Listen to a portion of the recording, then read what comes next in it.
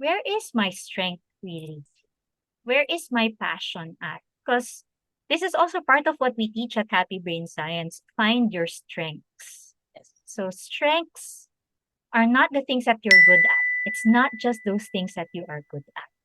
Strengths refer to the things that you are good at, but at the same time, you have energy and passion for it. Mm-hmm.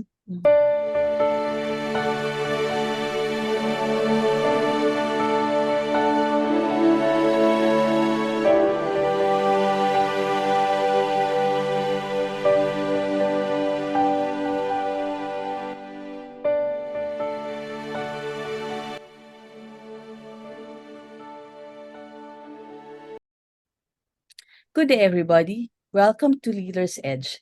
And today we're in season 14, episode 7, and we shall be talking about leading for happiness and productivity. I am your host for the day, Aylene Gonzalez, and we are definitely happy to have our guest, and her name is Miss Cathy Jimenez, and she'll be with us today. So, good afternoon, good morning, and good day. Cathy, how are you? Hi. Hi, Eileen. I'm doing great today, and I hope you are too. Yes, I am. So, without further ado, can we ask you to talk about yourself? Okay. So I am Kathleen Jimenez, or you can call me Cathy for short. I have been an executive speaker, coach, facilitator for about 3 years, I think. So since 2020, I've been speaking and doing workshops, mainly for US companies. But before that, I actually started I actually started as a software engineer. I started back in 2001 as a software engineer, fresh from LaSalle, and I moved up the ranks as a programmer, team lead, project manager, became a people manager in all of multinational companies that I've joined. But then back in 2017, I was trying to find a way to, be more productive at home instead of spending time just watching TV or being lazy at home. I wanted to be more productive. And I was thinking, why don't I try being a virtual assistant? Because it's easy for me, especially as somebody who has project management background. It actually comes very easy to do that. So I looked for opportunities and I found Happy Brain Science, and it really intrigued me when I saw that the CEO or the Chief Happiness Officer of Happy Brain Science is also an engineering person. So somebody who's really into logic, right? Into the hard stuff, the technical stuff. And he established Happy Brain Science, which is more leaning more towards the soft stuff, right? The soft skills. I decided to join them. And after 6 months in 2017, Scott and I got to talking about what does he think my best possible future is with Happy Brain Science. And I thought that I would love to speak about the science of thriving at work. And I want to share also this information to other people who might want to learn about scientific tips and techniques on how to be more productive and happier at work. And without further ado, after almost 3 years, it eventually came true. I started co-facilitating with Scott for a for a nonprofit organization in the US. So we did it virtually at the peak of the pandemic. We did it virtually. And after that, it's been one gig after another. Most of my audience, they're from the US. I've had also audiences from Europe, but mainly it's from the US, big companies, and And I've also done some sort of workshops for Philippine audiences as well. The most recent one that I finished was with the AMA educational system. I Mm. did a workshop So with them. I did a workshop with them for mindfulness, meditation, and emotional intelligence. we talked over the phone earlier, and I was telling you how ironic it is for somebody who's technical and who has majored in computer engineering to be adept in training, in speaking, and or having motivational skills. How do you relate, or how did you start being interested in training and mentoring, even as you are an operations lead? Okay. Well, my background is in management, right? I think I Oh. mentioned that I was doing a lot of different management roles and responsibilities. So as a project manager, you need to be able to get your team to peak productivity in order for them to give out the best output, right? And as a people manager, you need to be able to motivate your team members so that even if they're experiencing downtimes, they will be able to bounce back faster. And I also mentor and coach people.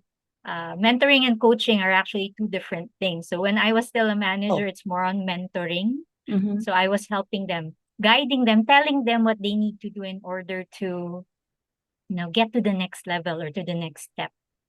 And when you're a coach, on the other hand, what you do is you try to ask them leading questions, ask people leading questions, and guide them to the answer themselves. So instead of me telling them what they need to do, The I answers are guide within them. That themselves. yes, the answers are within themselves. I just give them a nudge and This give is them like coaching. clarity about This that. coaching is done, or you've done coaching after Happy Brain Science, I'm or still even doing before. coaching for Happy Brain Science. So basically, I stumbled into coaching as well with Happy Brain Science.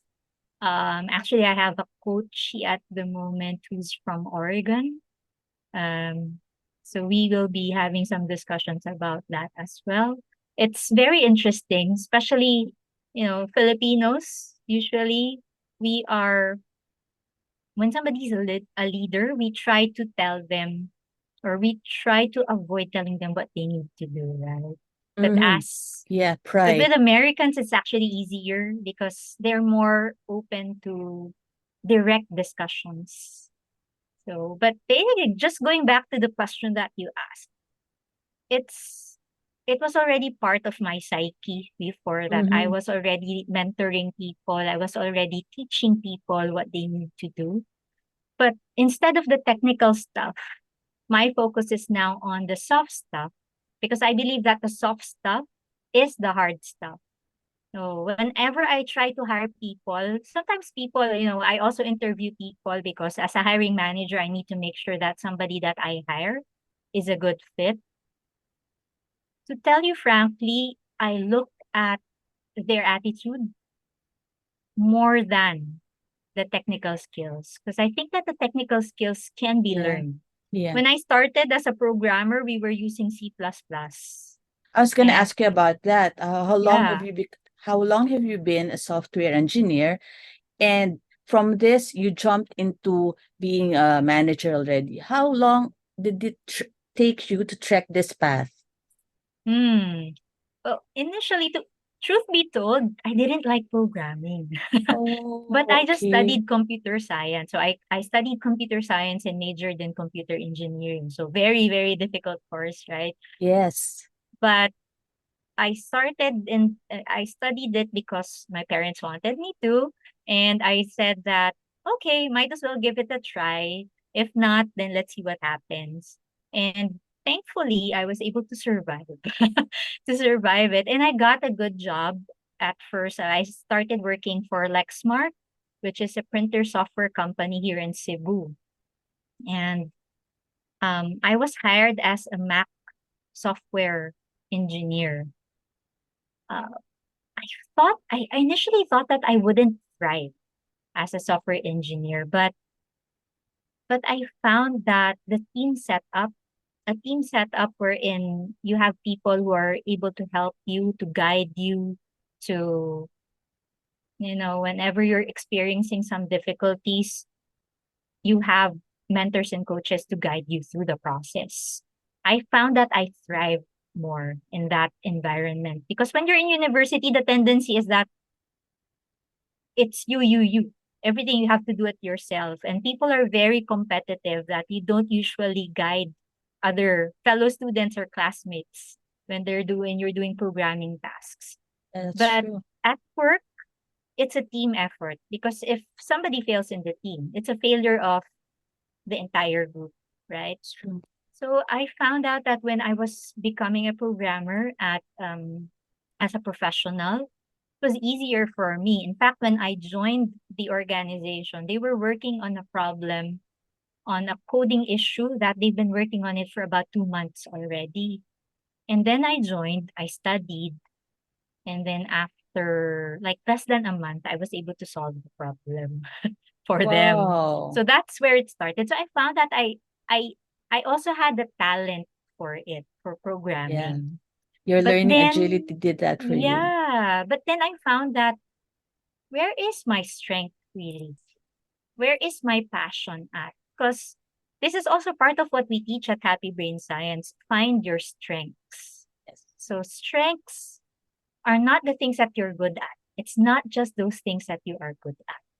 Strengths refer to the things that you are good at, but at the same time, you have energy and passion for it. Mm-hmm. So Mm-hmm. if you do something and then you're energized because of what you do, and then you're good at that, that is a strength for you. So what you're saying is it was in happy science that you were able to find your passion, your strength in counseling. Is that correct? Not really. I figured it out, but I didn't know what the term for it was before Happy Brain Science. But I found that I stood out. I excelled when it comes to leadership. When I'm leading people, when I'm guiding people, like one-on-one guidance of Mm-hmm. team members, I found that I'm able to, bring out the best in other people. In fact, when I was leading a software development team, there was a team that I led na they were they were fairly young, like I think 3 years in the industry total working. And one person was very, very quiet, very timid. They don't talk at Mm-hmm. all. I was able to eventually guide this person such that they became very vocal and very Mm-hmm. direct. Mm-hmm. From an I saw even a introvert. face. Yeah, I saw a Facebook post of this person. They tagged me like a few years. I wasn't managing this person anymore. I moved on to another company, and this person tagged me in Facebook and said, when I was still managing him, my main comment was that I don't speak up. I'm very quiet. Now he has moved to another manager, and the feedback from the other manager was that he's very outspoken. Wow, And that is then that gratitude for you. yeah. So I've received a lot of comments like that from my team members over the years. Some of them are in Singapore, some of them are in the US, some of them are in Europe, and I'm very proud of the fact that I was able to help mold them. But I didn't know back then that was my calling, that was my Mm-hmm. passion. But Mm-hmm. and that is my strength. Mm-hmm. But I found that when I was studying the material in Happy Brain Science, I was like, aha, so that's why. Because there are things that I do that I'm good at, but I would prefer to do something else instead. Yes. So I Speaking of things that you're good at, what specific competencies do you have in yourself that allowed you to become successful in happy science or happy brain science? mm, I think it's also because we're a team. So Scott and we're a team. We're a small team, but we are a team wherein we complement each other's strengths. Scott tells me that I'm very organized, detail oriented. I love learning and that, I'm an achiever. When something is assigned to me, when a task is assigned to me, I am very responsible that I feel that I need to complete it. and then kick in the achiever strength that I have, which is I need to be able to complete or achieve something frequently. So the responsibility plus the achiever strength, it helps me always to deliver something of value.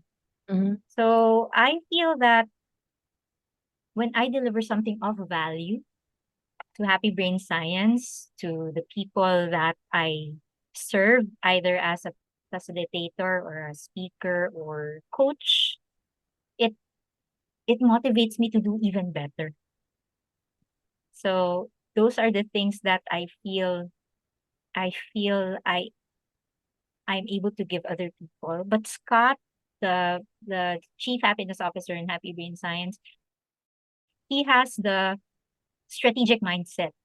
So he's able to see like a more long-term plan and see where I fit better. So I think that's where Scott and I have been a perfect team because I feel that I can do this. He gives me the guidance. He develops my skills so that I'm able to also do this specific thing or activity for Happy Brain Science, which becomes win-win for us because now we're able to serve more people instead of And you've just been with them Scott. So for more than 6 years, right? correct, correct. So it's really a happy surprise or happy accident that you, looking for a job as a virtual assistant, found Happy Brain Science. And this is a marriage between what is technical and what is philosophical, right? Yes, So correct. I'm actually awed by a technical person whose mind is also trekking the path of philosophy. And this is something that, I also want to explore, because I, as an engineer, want to explore what the brains is all about, or how the brain works. And you have successfully found that out with Happy Brain Science. And I'm glad I get to learn much more about this because of your stay with them. Okay, now, how important is when empathy, when you talk to a person or a group? How important is resiliency, and how important is the agility to learn in your job as part of Happy Science?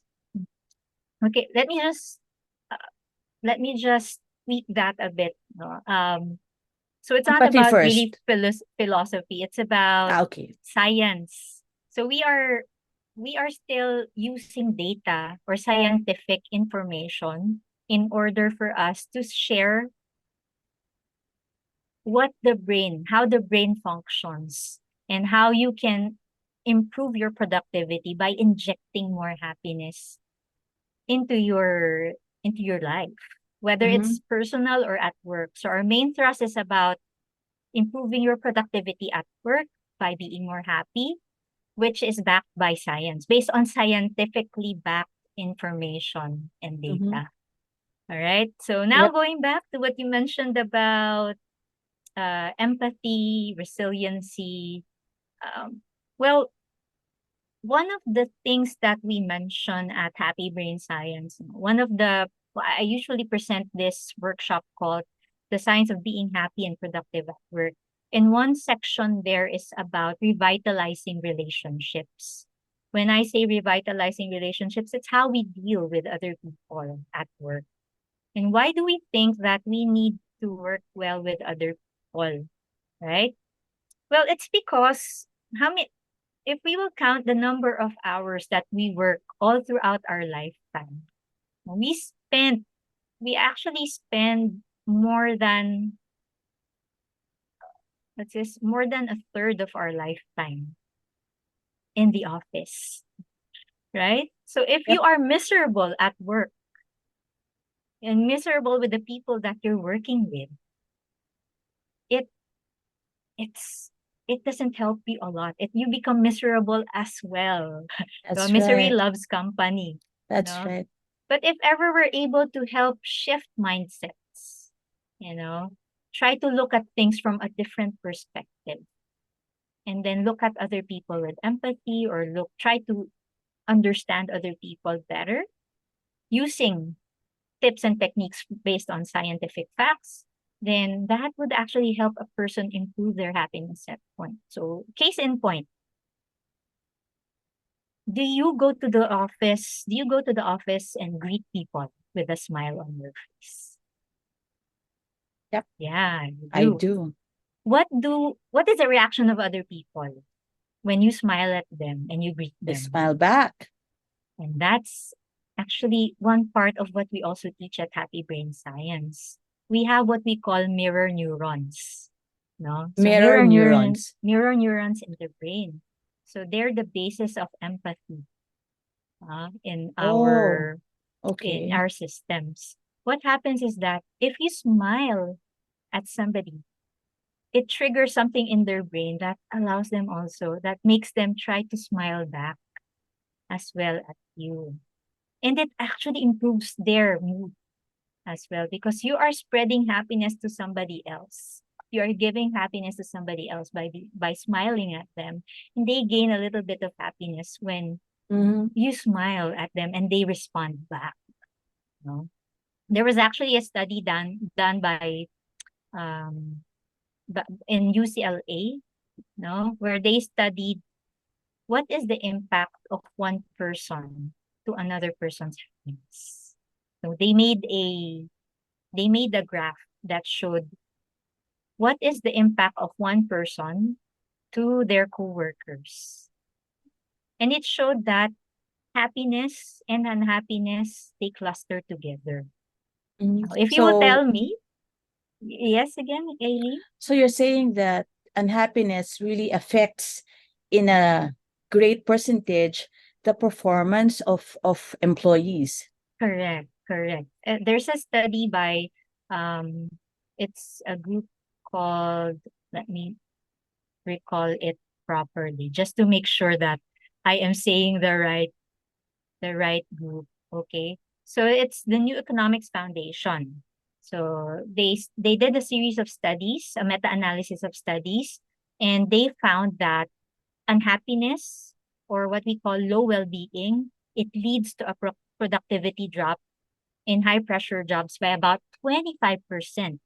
But if you are happier, you're happy at work, it increases also your performance or your productivity by about 25% as well. So And I think, you actually have production increases, or rather performance and productivity increases with the companies that you've helped already in the past. Like how many yeah, for can exa- you more or less give me I'm a not sure if I can mention this, ballpark figure? but we work with Boeing, the Oh, company. So tell me about that. we do workshops with them every year. So they have a big company. So every year we do that work with them. And one of the things that people say is that it allows them to think differently. It allows them to consider different ways on how they can manage their happiness. Because what happens is that if, for example, I'm not sure if you're familiar with this management technique, but there's usually a management technique wherein you share bad news Friday afternoon in order Okay. to mitigate the productivity drop. Kasi And if you how's that done? share, because if you share bad news with people, right? If you share bad news with people, it's normal to feel bad about it. So if you share bad news to somebody and they feel unhappy about it, they won't be able to concentrate at work anymore. They won't be able to really think things through, think about things properly.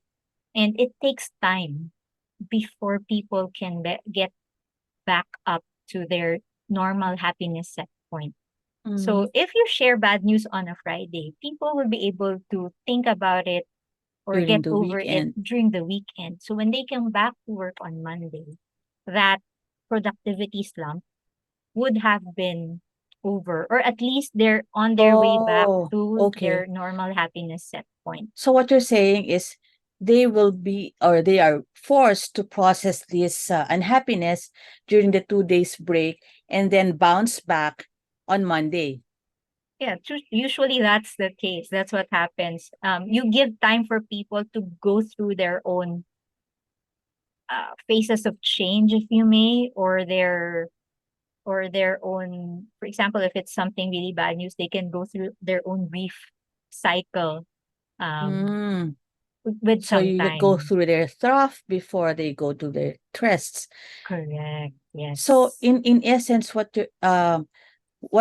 comes next is you have I think you mentioned earlier about the flow to goals. Mm-hmm. Mm-hmm. I wanna learn more Know more about that. about that. Okay. Yes. So, in order for us, when I talk about the science of happiness, the topic covers usually four topics. It usually cover four themes, I mean. So the first theme is subdue stress. So finding ways on how you can minimize or cope with stress, Hoping. because stress also affects productivity, right? Second is practice positivity. So, how will you look at something in a positive light Mm. instead of dwelling on it negatively? Because we have something what we call negativity bias inborn You have within a us. paradigm shift. Yeah. So, how can you shift to positivity instead of dwelling on the negatives all the time? Third is the flow to goals, which I will be expounding on in a bit. Yes, please. And that talks about how can you use flow, the concept of flow, and how can you improve your performance and be able to focus on your tasks even more and monitor your progress within it. Last and last but not the least is revitalize relationships, which I already gave an introduction on earlier, Yeah. right? So now back to the third topic, the third theme that I shared earlier. It's a flow to goals that you wanted to know Goals. more about.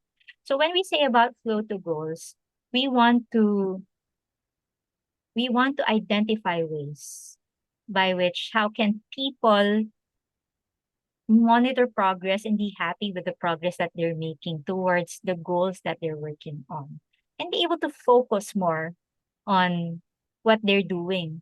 Because sometimes our progress, we are unable to get into good progress when we're unable to focus or get into flow, right? So the first thing that we usually give as an example when we talk about flow to goals is to visualize and measure progress.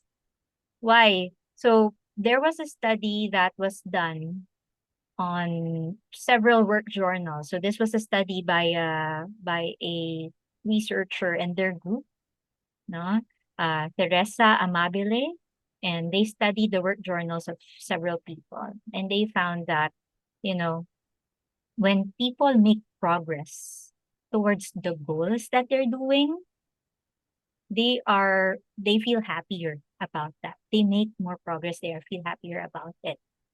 Whereas what happens usually at work is that we identify a goal and we don't stop working. We don't celebrate until we get to that goal and finish that goal, right?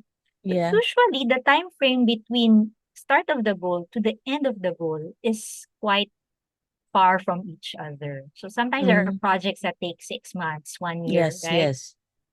So are you gonna wait until 6 months before you experience happiness? Mm. Obviously not, because Yeah. science says that the more frequent you experience even little spikes of happiness in your day-to-day life, it improves your happiness set point. Or happiness set point means your usual level of happiness. Our goal is really just to, keep that at the same level or Mm. to Mm. improve that, right? Mm. So what do we mean by progress here? So how can we make progress And how do towards you the measure goal? it? Yes. So we first identify how we make sure that they're clear and meaningful, Yes. right? So Mm. you're familiar with the term SMART goals, I assume, right? Yes, So yes. specific, measurable, Measurable, attainable, attainable, realistic, and and then time time bound, bound. That's right? true. So we set SMART goals, but then we can set mini goals or sub goals within those goals that we have identified. So the goals right? become delectable items so that a particular task becomes more plo- uh, productive and more enticing, right? Right. So we make it more granular, basically, so that we are able to monitor the progress more clearly. Like, Mm-hmm. for example, what I did. This is what I did with my team members when I was still a manager. Um, we have we were implementing it via Agile or Scrum, meaning we do check-ins every day. Mm, So we can use puzzle pieces, or you can use cards, or you can use coloring books or coloring palettes, up to you. But we wanted to visualize the mm-hmm. progress that we were making, not just say that, okay, we're done with this task. We wanted to make it more visual. So for example, with with puzzle pieces, whenever you come up whenever we are able to complete a certain sub goal that we have identified, meaning it's done, right? We add another puzzle piece to the board. And eventually you'll be able to see that the puzzle piece on our board is growing. It grows more, and then you feel excitement because we are able to complete more tasks, Yeah, no? yeah. We are able to visually see what the progress is with the things that we are doing. So essentially, the general goal is a picture, and Correct. then you complete that with the puzzles you slowly fit into that. Correct. One example also, so uh, m- our chief happiness officer, Scott, he went to an animation studio. He had sessions there in an animation studio. And what you could see is that when you walk through their halls, they have storyboards, panels on the wall, and color in. They Mm-hmm. color in the panel based on the progress that they're making. Oh, It's everywhere you look, there's very a encouraging, no? tangible, yeah, there's a tangible sense of accomplishment. Because you could see whether this group has actually done is near the end, right? Or they're still starting, but they're making good progress, significant progress towards what they're doing. No? So that encourages people, that motivates people. Why? At the end of the week, for example, they were able to complete this goal. That's a boost of happiness to them because people love feeling good. And when you Yeah, achieve something, it helps you feel good. You get a hormone boost, right? An endorphin boost that that's allows you to true. feel good That's about. true because if you're unhappy, sooner or later you will find an escape. So Correct. this is the positive side of it. Instead of finding an escape with unhappiness, you find the focus with happiness. Correct. That's true. That's true. So that's one way for you to flow to goals, if I may say so. Other ways that we have implemented that is, like, for example, sharing how people can prevent themselves from multitasking. What happens when you Yeah, multitask? When you multitask, the tendency is that your conscious attention gets split up. For you're an engineer as well, right? So I'm sure you're familiar with the concept of overhead. Um, so for example, for computer science students or graduates, whenever you need to switch to another task, it takes some time to process that. No? So when you switch to one task to another, there's an overhead, there's an additional cost that eventually, impute. if you Yeah, keep on switching tasks without completing one first, what happens is that that overhead grows. What yeah. I've found is that if I'm working on one task and then somebody comes up to me and then asks me, "Can you look into this task as well? I need you to work on something else." What happens is that if I lose my focus on this task and then I come back to that task, I You have need some time to to get remember or to familiarized recall. again. Okay, so where was I in this Yes, task? And that's that's an true. additional cost. And that's an impact or a hit to productivity. That's true. That's Correct. true. Yeah. That's So if even you true could see, for moms like us. Yeah, true. Yeah. we're So the things that I multitaskers. learned. Yeah, the Yeah, things that I learn in Happy Brain Science, I don't just apply it to work. I can also apply it to my own personal life. that's And true. that's what I love about this because it's very handy. It's something that you can use everywhere. The concept can be applied to work, especially if you're after revenue, right? So it can be applied towards work. The concepts can also be applied to your own work, personal life. And it allows you to also improve your happiness with your family members, right? I see that happiness is very important because you need to have an intervention when a certain project takes longer than it's supposed to be done. You have a budget for it and yet you're Mhm, not able mhm. to push through with a certain project. Kailangan meron kang tinatawag na intervention policies. So more or less, how do you start with these interventions? Say, Mhm. just any company you have in mind right now, how did you start intervening? It also depends on what the issues of the companies are. Because Okay, sometimes their name issues one. about stress, That's right? right. Okay, that's Sometimes their one. issues about productivity because there's just too many distractions, or Mm-hmm. their problem is people, which is the Mm-hmm. most difficult to solve, Yeah. right? In your Uh, experience, could you name one of these problem areas and then how you were able to start intervening and solve it eventually? mm. So there was one company. It's a school system in the US. So I did a workshop with them. Still the same topic, the science of being happy and productive at work. And they were all feeling stressed out because of the pressures that they're experiencing at work. So I gave them ways on how they can look at stress positively, right? People usually say that I want to work in a job without any stress at all. But in reality, that's so boring. If you work in a company wherein you never experience any level of stress, you're going That's to be true. bored. That's right. And I've experienced that. I've experienced a job wherein I was really earning a lot. I was really Mm-hmm. earning a lot with this company, but then the work was so routinary. So Mm-hmm. it's like somebody else can do it for me. It just so Yeah. happens that we didn't have the manpower to do that. So Mm-hmm. it was so easy, but it was so boring because you just come in and then you do that, Day right? in, It's day so out. mindless, day in, day out. You want more challenge. So in the other company, in this school system that I talked to, what they experienced was extreme level of stress because of the pressures that are put to them. So they feel that they're not being heard.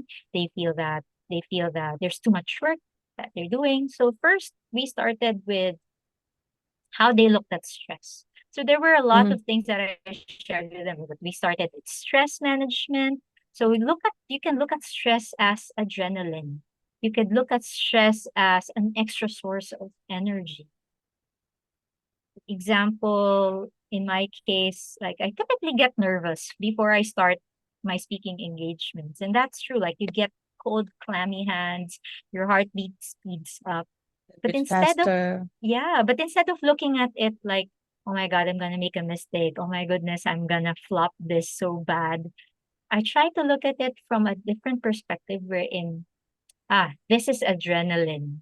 Mm-hmm. I am being given adrenaline and I am being prepared in order for me to be more productive and share this information with a lot of different people. So if you reframe the stress that you're feeling, you reframe it into energy, you're going to be able to make use of that energy and turn it into something positive. Give Mm-hmm. that stress or extra energy an output And instead of, redirect it. Yeah. yes, instead of just dwelling on it and then worrying about it. When then what happens is that if you worry about your stress, then that compounds it even more. And when you get a lot of stress, it becomes too much to handle, right? So now we're trying to manage it. by looking at stress as something, is this something that I can manage? Is this Are you something still that I can handling work that through? company? Come again? Are you still handling that company or that school? No, we had one session with them and then I made the follow up with them afterwards. So that's what usually happens when I engage with clients. So I try to find out what their problem is, customize the discussion towards that topic, the topic that they're having issues with. And then after the session, I try to follow up with them about a month Mm-hmm. or so and Mm-hmm. see what have they applied. Are are they experiencing any difficulties implementing all of these information that I've shared to them? Mm-hmm. Or are there any questions that they may want to ask me about Mm-hmm. that? So we don't necessarily measure their progress when we're done with the session. We don't Mm-hmm. necessarily measure what they gained from the session using metrics, but what we Yeah. do is we try to check in with them after a month and see if they're able to implement it, if they're Mm-hmm. able to implement something from what we've shared. Because Mm-hmm. usually what happens when you are in a training, you experience or you retain just about 10% 10%. That's of right. That's right. what you've learned. Mm. So what we do, what So, whenever I have a talk with people, I try to tell them that we are offering you a smorgasbord of options. We will give you more than one option for you to try mm-hmm. because it's not one size fits all. That's The right. brain is very complex. Our brains are made up of millions of neurons that are connected to one another, and there's no two brains that are alike. So we have lots of studies. We are basing our discussions on lots of studies that we have done, but no two brains are alike. What may work for one person may not work for the other. So when we give them multiple options, we let them pick what they want and then adjust and then try others and see what really works for them. And in the That's right. end, they use whatever it is that works for them and then add some variety so that your brain doesn't get used to them. It gives you're given another challenge for that. Having had so many clients already, does this prove that many companies now have in their missions the importance of happiness and the importance of providing for their employees um, avenues for not only growth but of joy? Is there are a lot of companies now, right? In your Yes, they experience. are realizing how important it is, how important happiness is in an organization in order for team members to be more productive. Or not necessarily if some of them don't necessarily tie it up to productivity, but it's more of how they can work better together, right? Mhm, mhm. Because sometimes if you're able to work well together with somebody else, it improves the level of productivity. It becomes a byproduct already. The Right? level of acceptance is really, really growing right now. Correct. And I'm very happy that I even got clients from the Philippines. Because usually they say Filipinos are very resilient, Filipinos are naturally happy people. Yes, But sunshine yes, faces. smiling Uh, faces all the even if time. even if they have nothing to eat anymore, you can see them make jokes, right? Correct. I So was gonna ask you that later on. I mean, how do you set this particular mind setting in not in other countries, but in the Philippines or the companies in the Philippines? mm, so what we try to do is, well, again, going back to what I said, it depends on the issue that they want to cover. But usually what it all boils down to how we work together, right? The company that you're working for and also the people that you're working with, right? So we try to find ways on how we can improve and revitalize the relationships with those teams and individuals. What happens usually is that we try to ask them questions that allow them to think.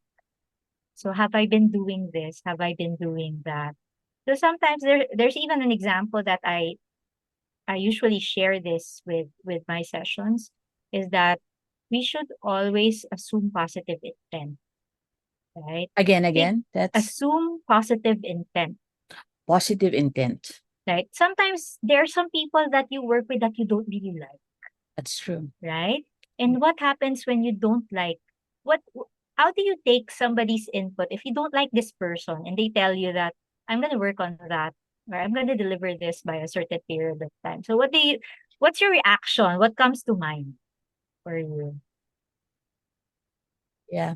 When we, as part of Couples for Christ, whenever Uh-huh. that happens, not at work, but in a regular relationships, day-to-day relationships, whenever you dislike somebody, you put the face of Jesus on the Mhm. face of that person so you can Mhm. handle him better, you can Mhm. understand him better, and Mhm. see the intent that may be positive but not really reflected as a positive thing, or the way it turns out. Kasi minsan may mga tao talaga na even if their intentions are Are good, good. it doesn't come out freely and well when they speak already about it, Mhm. right? Mhm. Yeah. So in the Philippines, there are a lot of instances regarding that. So when you coach people, how do you make them realize the importance of the value of Assuming. intent? Mhm. Yes, So yes. assume when I share with them assuming positive intent, and it means that you don't judge a person's you don't judge what this person said by basically assume that whatever happened to this person is already their character. So for example, somebody came to work late. Somebody came to Mm-mm, work late and then you mm-mm, had a meeting and then you got mm-mm. so frustrated with this person.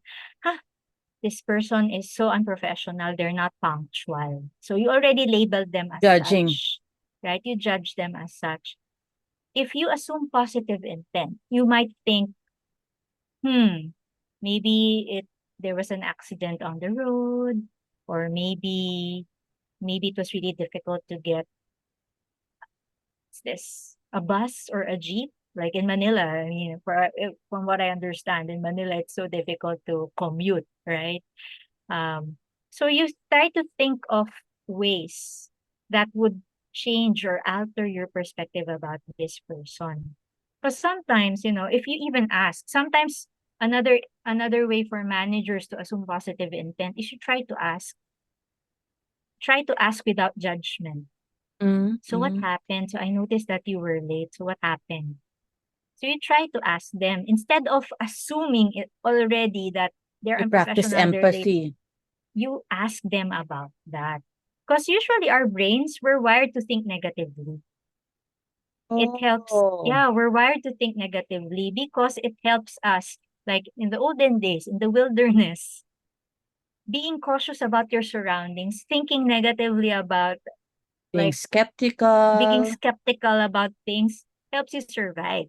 So if you're always like so positive thinking, then you could see, oh, an apple on the tree, but then it's like over the cliff. Right? Oh, If you think that, "Oh, there's an apple on the tree. I wanna get this food because 'cause I'm hungry." So, you are thinking positively that you found this food and then you got that and then you fell off the cliff and your whole generation or family bloodline gone. died, right? Or is gone, sorry about Yeah. that. Yeah. So, the negativity bias, the skepticism from us allows us to survive in the wilderness.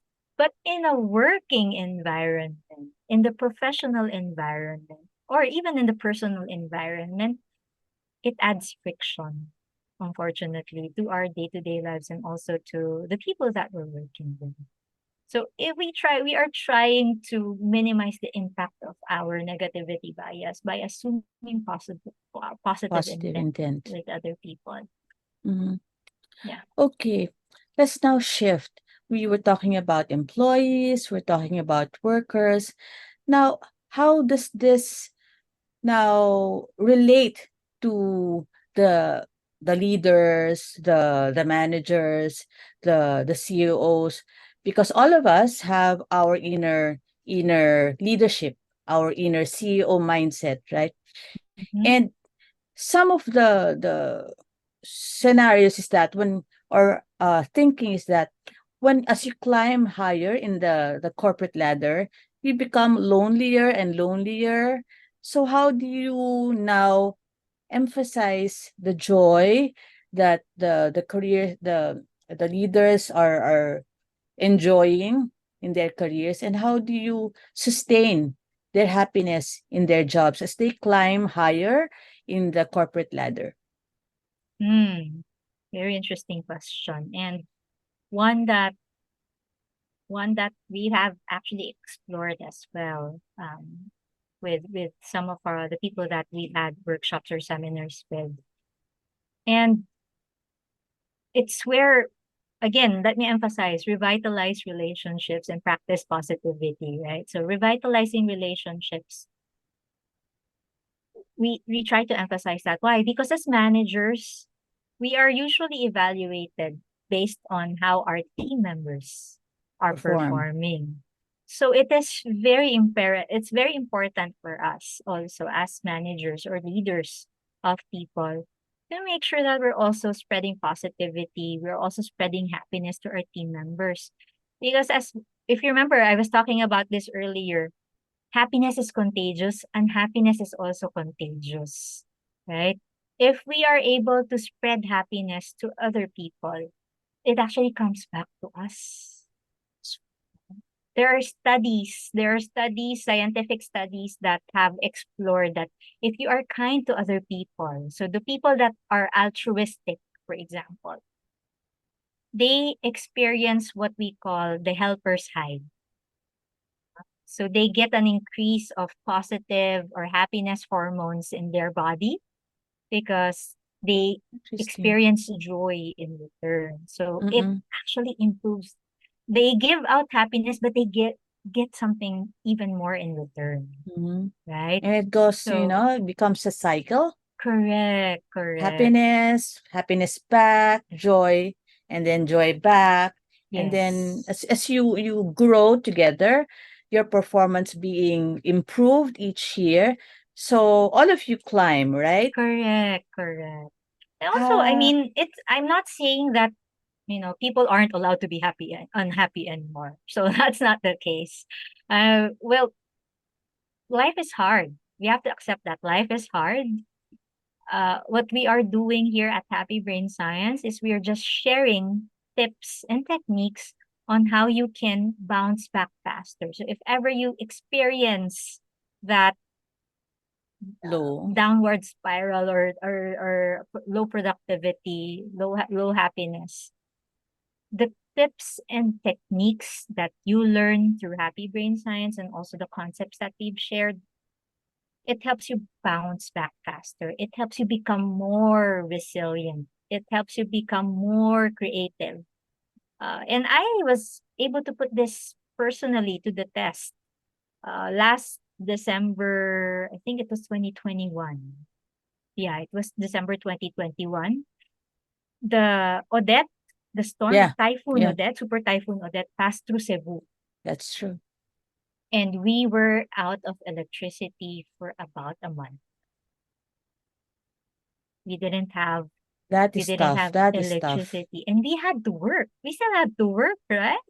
There were no ATMs, there were no, what do you call this? The gasoline stations. It's so difficult to get gasoline. You needed cash, but then there's no ATM. GCash is down because the Mm, telephone companies or the are mobile also done. operations are also down. So it was like an apocalypse after a few days after the the typhoon. But So how did I you really felt manage it? bad. I really felt bad because that was December 16 that it happened. Huh? Oh. So it was really bad and it was so difficult to try find ways to make things work. Mm-hmm, Well, I mm-hmm, had to work because mm-hmm. how will I earn money if I don't work, right? So Yeah. you're thinking about that and then you have your kids with you. How can you help your kids, right? So it was really a challenge to happiness and resiliency. Yeah, But and during that time, we were still in the pandemic period, right? correct. So it was So so it becomes difficult. even more difficult. Yes. But the things that I learned from Happy Brain Science, it helped me bounce back faster. Example, instead of dwelling dwelling on the stressors that I'm experiencing. Now I'm focusing what is within my control, what is outside of my control. Mhm. So on the things that I can control, that's what I focused on. Mhm. We can we were able to get a big battery. So my husband is familiar with that. We were able to get a big battery that allowed our internet connection. So good thing our fiber connection was still up. But if you don't have electricity, it's not gonna work. So what we did, my husband was able to rewire it so that we were able to get still internet Um, while there was no electricity. And then every day my husband was going to his office because they had generators in their office, mhm. and he was Mhm. charging The backup batteries. batteries and whatnot. And every day he comes back and gives it to me. So I was only able to work a few hours per day, Mhm. but at least we Mhm. were able to find a way. So we were able to think of things that we were able to control and find ways to be more productive, regardless of the circumstance that we're in. That's You true. know? So You know that's that one that's a way that very we did. very that's a very nice experience that you're expressing and showing us. Speaking of tips, apart from that which you employed, what are the at least three tips you can tell us right now in order for us to manage, if not subdue our stress? Ano ba talaga yung Mm. mga sinasabi nating tips sa mga, of course, one of them is being mindful, just as you were mindful of the situation, like you needed to work, you needed the internet connection, you needed to feed the kids, you needed your husband to help you. So mindfulness is one very important tip. Aside from Mhm. mindfulness, what else can you share with us? On how you can subdue stress. Well, Yes, I think I shared already one earlier as well, and that is looking at stress as something positive. yes, yes, you did. It's not Stress is not all bad. It Yes. is when we are experiencing an a significant amount of stress or experiencing it chronically that it becomes bad. Mm-hmm. So we have to look at stress as something positive. We need to look at it as something that motivates us, pushes us to try and be the best that we can. So there's even a chart that shows the level of skill versus the stress level. So if your skill level, the skill level that you have is very low, and then the complexity of the task that you're working on is very Very high, high. then that's when you experience a lot of stress. But if you are experiencing it's just the right amount of challenge, it's just the right amount of challenge for your own skill set. No, it's not necessarily easy for you to do. You have to think about it still, and you're going to be able to power through that And because it's that's something that the stress that you feel from that becomes adrenaline that pushes you to complete that task and helps you that's think about it. it Huh? helps you become mindful, and that's where teamwork will come in, Correct, right? correct. And now on the physical side, what can you as a person do, not just the using the mind, but physical things that you Ah, can explore in yeah. order to combat stress? Um, I don't know. We've heard about this. Exercise is good for for our body, but even more so for our mind.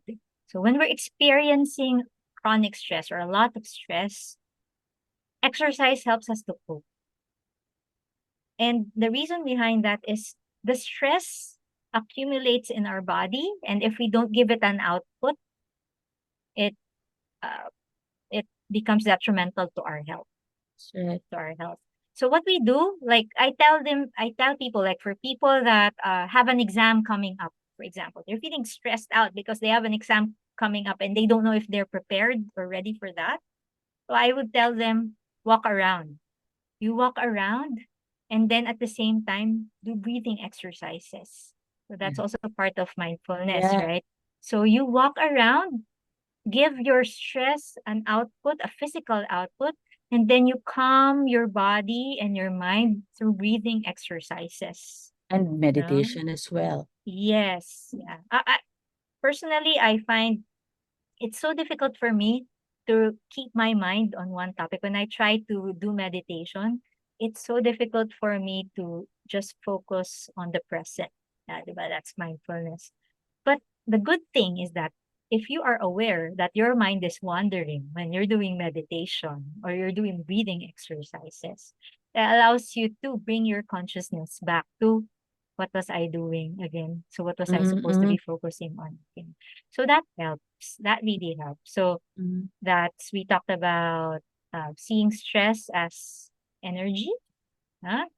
Using exercise to cope with stress, then breathing exercises, mm-hmm, mindfulness and meditation also mm-hmm, allows us to um, calm our brains. You know, we have what we call our internal CEO. No? An internal CEO is our brain. So our prefrontal cortex, the one that this is the part behind our forehead, no? And the prefrontal cortex is the one that does the executive functions for us. mm-hmm, mm-hmm. No? But when we're stressed, it gets blocked. Yes, that's When right. we're stressed, it gets blocked, and the emotional part of the brain, the one here at the back, is the one that's Takes charge. activated. It takes Yes, charge. So, yes. in order for us to relieve our stress, we also need to make sure that we are unblocking Mm-hmm. our prefrontal cortex. And some of those things that I've shared with you, it helps to unblock our prefrontal cortex so that we are able to make sound decisions. So sometimes if we use, right, if you're super stressed out and then you let your emotional brain take over, there are a lot of emotional things that we do or say that we will eventually regret. Yes, be Mm, sorry for.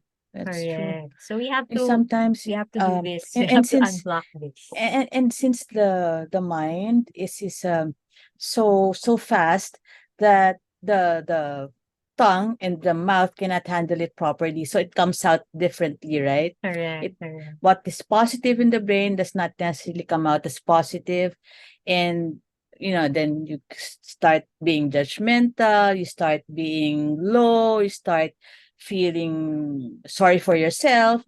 And so equally important to exercise, to being mindful, to focusing is for you to have somebody, if not just somebody, if even just one, Yeah, somebody, social support. yes. Can you expand on that? So this touches on this is actually also mentioned. This is also part of what we share as a coping mechanism for stress to subdue stress. It's social support from others. So even introverts, I am an introvert. I don't know if you guys will believe me, but I am an introvert. But what happens is that even introverts, they need social interaction with other people. If somebody is physically isolated, and this is a study that was done during the COVID pandemic, Mm-hmm. that if somebody was socially isolated, like they're really separated, they have no other people to talk to, they experience pain similar to hunger. Yeah, they experience So pain like the that. equivalent of hunger in the brain No, is it means that loneliness, it's loneliness, affecting you social like hunger assist. is affecting you Yes, physically. yes, Oh, correct. okay, And it okay. also So causes pain in your body so it as becomes well. manifest as Yes, it pain. manifests as well. Oh, So it comes okay. from the brain, but it manifests also in your body. Yeah. So So that's that's why what there's a happened to a lot of lot of psychology. people. That's why Correct. during the pandemic, psychiatrists and psychologists' careers have zoomed, you know, because many people have really been lonely at the very least, depressed at worst. It's difficult because we have been working even during the pandemic, but there's no social interaction. Yeah. Unlike when you go to work, you say you smile, just as you said, how positively it affects you when you smile, and when you smile, somebody else smiles back at you, and when you interact with people, you also increase the level of activity in your brain. But when you're just talking to people, say in Zoom, it's different. The the touch, the closeness, the intimacy, the positivity that you practice every day is not really manifested with Mm-hmm. the situation, the work situation, or the new normal during the pandemic mode. Mm-hmm. Now, Yeah. um, what else do I have to ask you? We've already talked about positivity, subduing stress, flow to goals, and then renewing and increase, or rather improving relationships. So those are all four aspects that we need to be watchful for regarding improving our happiness and therefore improving productivity. Okay, I've learned a lot from you, Kathy. And I'm I hope our glad. audience have really absorbed a lot of your positivity in this talk that we have. So what we're saying is when you give happiness, you also get happiness. In return, And it yes. happened to you. You were just looking for a job, and God has blessed you with even more by allowing you to be an instrument of showing and giving out happiness, right? So it's Yeah. a double blessing. Now, Kathy, I hope you can address our audience now regarding your endeavors currently and your future endeavors. Maybe you could Mm-hmm. tell us more about that. Sure. We are going to be launching, well, we are currently under the registration period of what we call Leading for Happiness. So it's a mastermind coaching group for a group of leaders or managers that want to be able to lead their team members towards happiness. Because again, whatever happiness, the happiness of their managers is contagious also to other people. So if managers are well equipped to lead with happiness, it will also spread to their team members. So we have that at the moment. We will be kicking it off soon, and that's one of the major endeavors that I have at the moment. I also have speaking work.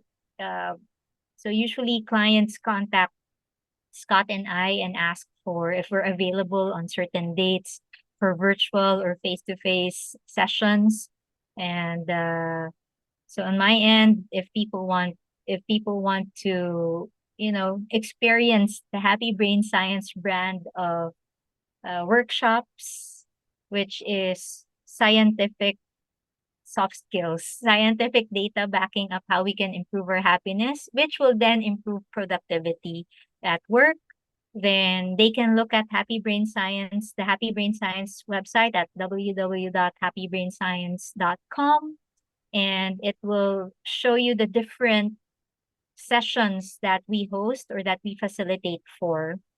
Aside from that, I'm also coaching executives. So if somebody would like to, you know, request for some assistance or some coaching guidance, then they can also contact me at Cathy at happybrainscience.com. So they can contact me there in case they would like to inquire about how about coaching services or speaking engagements or facilitation. So if they just want me to help facilitate a discussion with their team members, I am available for that as well. You also have a Facebook account as well as a LinkedIn account, right? Yes, for Happy Brain Science, there you can just look for Happy Brain Science at Facebook and also on LinkedIn, and you will find our page there. Aside from that, if you want to connect with me personally, Personally, then yes. you can connect with me at LinkedIn. It's I think it's Kathleen. Let me double check. I will confirm because I don't want to say the wrong thing, right? So you can contact me at Kathleen Faye Jimenez via LinkedIn. Okay, thank you very much for this session. I've learned a lot and I'm much happier now because of these tips. I will be mindful of these tips and I will try to practice them even after, just after we talk and after this recording. Yeah. Just one more thing. Okay, Can I go share ahead. something else? Yes, please. So, you know, I've shared this with you. You said you'll try it. It takes, let me be totally candid and say that it actually takes a lot of, you need variety and perseverance as well as social support in order to continue developing these skills that you will learn or that you have learned from our short discussion.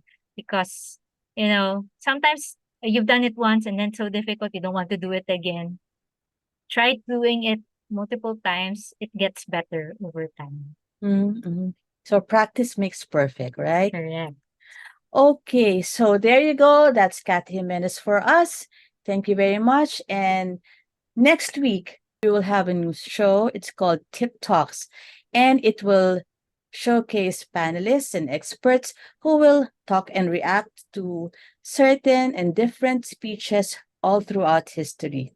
And the first topic that the panelists will be discussing or reacting to is called I Have a Dream. It's by Martin Luther King. So there you go. Please, whatever comment you have, please write it down. And please like and share and subscribe to our YouTube channel. Whatever comment will be acceptable and really appreciated by our team. So see you again. Thank you very much, and you have a good day. Oh, by the way, before I end, let me just remind you that learning is a never ending process and a never ending journey with limitless vistas. Thank you very much. This has been Aylene Gonzalez, your host.